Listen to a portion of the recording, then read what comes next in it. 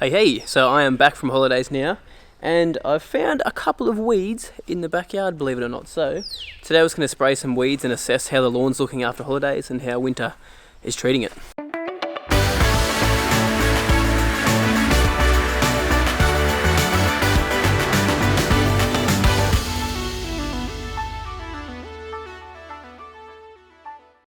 Yo mate, what up? Welcome to another lawn tip vid. Alrighty, so I am back home. So today we're going to be spraying some weedsies. I know I always talk about trying not to use herbicides as much as I can, but there's just a couple more weeds than I expected there to be when I got back from holidays that I can't just spot spray. So let me just show you a couple around the place. Mostly broadleaf stuff, pretty much all broadleaf stuff, but I will spot some for you. That's a bit of marshmallow there, it's called. Creeping marshmallow.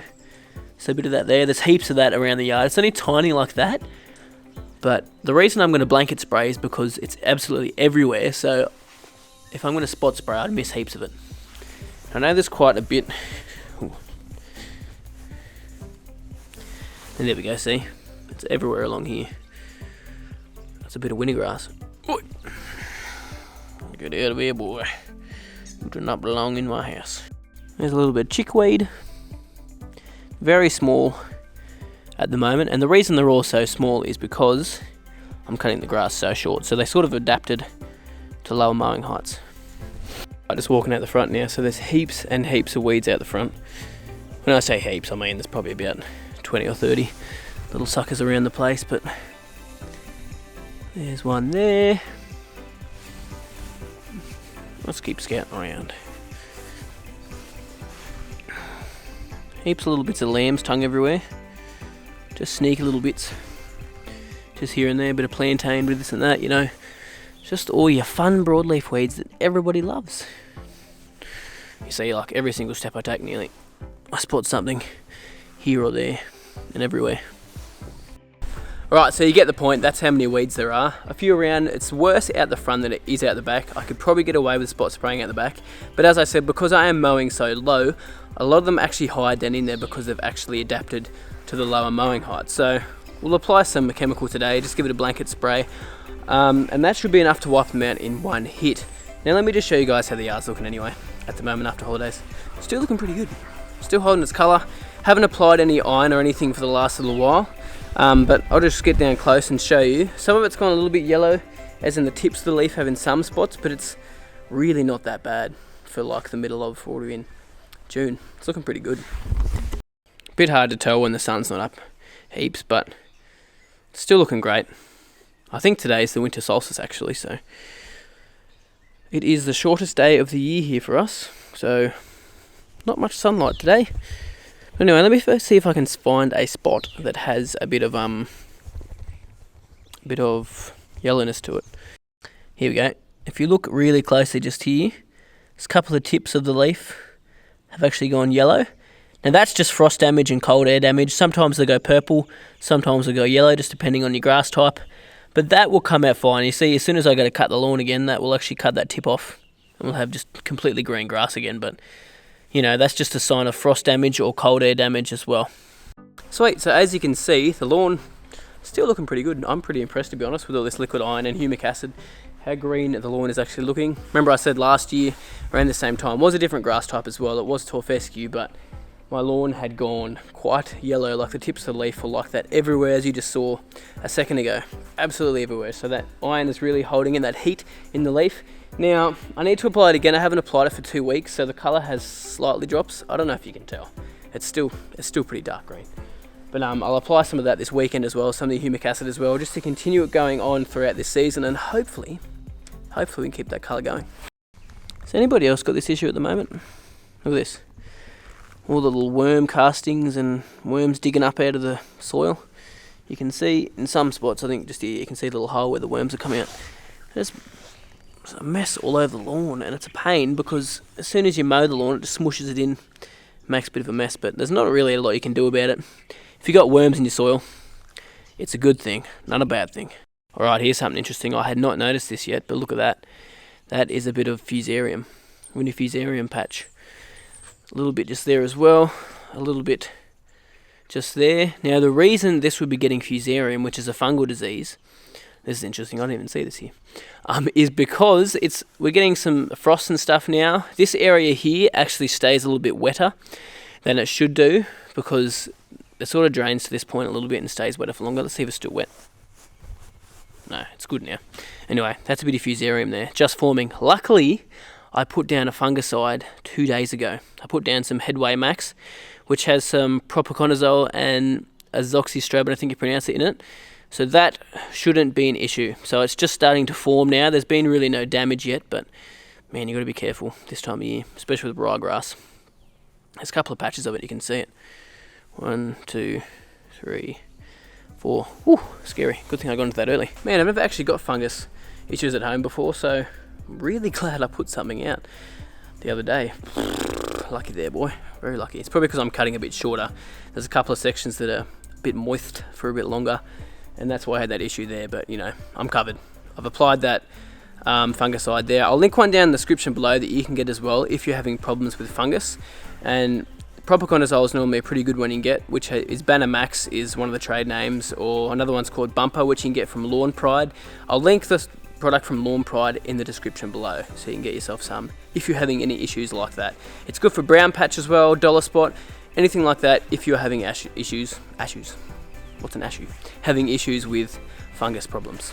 Oh, also, forgot to tell you guys, I've told everyone on Facebook and Instagram, but my stubby holders are in. So if you want to purchase yourself a stubby holder, jump on my website, lawntips.net, and you'll be able to purchase one there. They're going for $10, and depends on where you live how much the shipping's going to cost, but you have to pay for some shipping on top.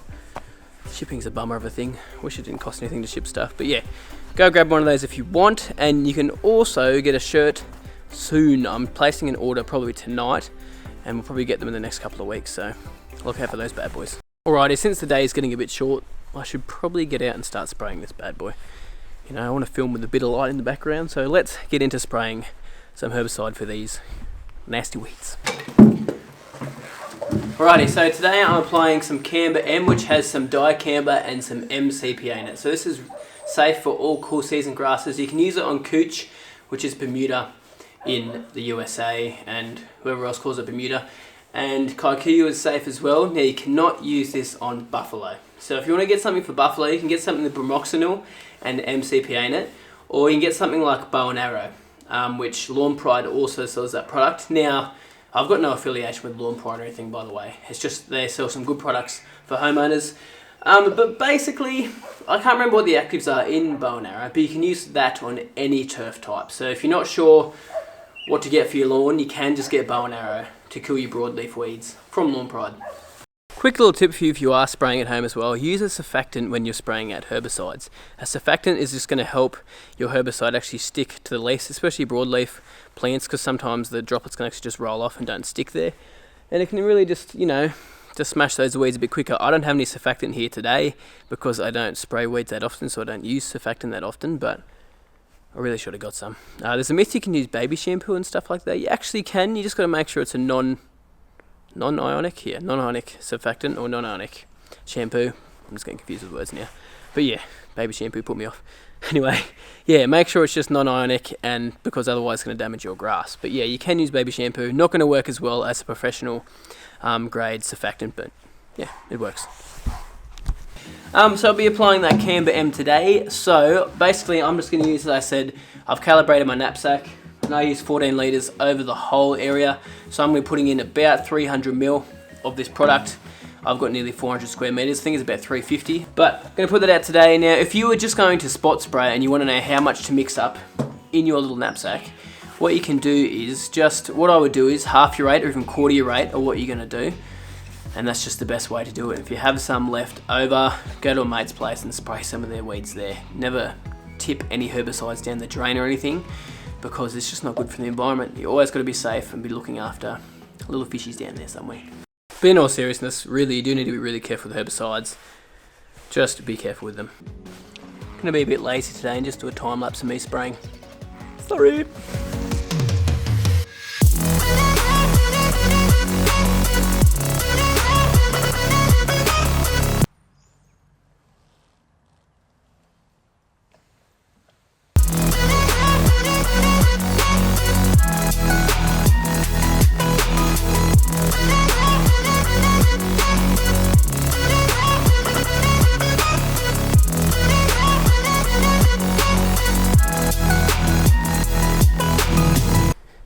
Man, the sun went down early today. Look at that.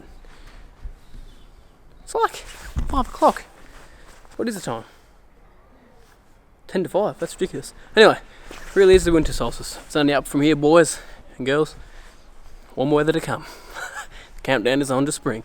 Anyway, so yeah, sprayed it out. A couple of quick afterthoughts as well. So make sure you don't mow 12 hours either side of actually spraying the chemical. So don't mow 12 hours before or 12 hours after. The longer you leave it, obviously the better the actual weed is going to die from the herbicide. Same with actually watering as well. Now you can water the day before, that's fine.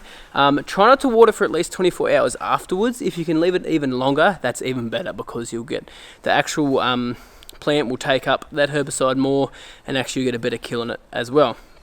As I said, use a surfactant if you can, and yeah, you should get a pretty good result with dicamba and MCPA. So that's really all I've got for that video. Next week I'll probably do a mowing video or something like that, so how about we have a bit of a vote down in the comments.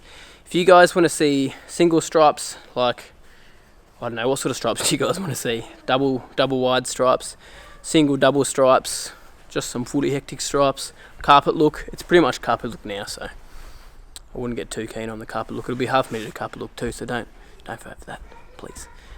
But yeah, anyway, vote down there what you want and what pattern you want me to do on the lawn, and we'll see what we can do, eh? But anyway, thank you so much for watching. Subscribe to this channel if you haven't already, because, you know, I just love lawns, love talking about them.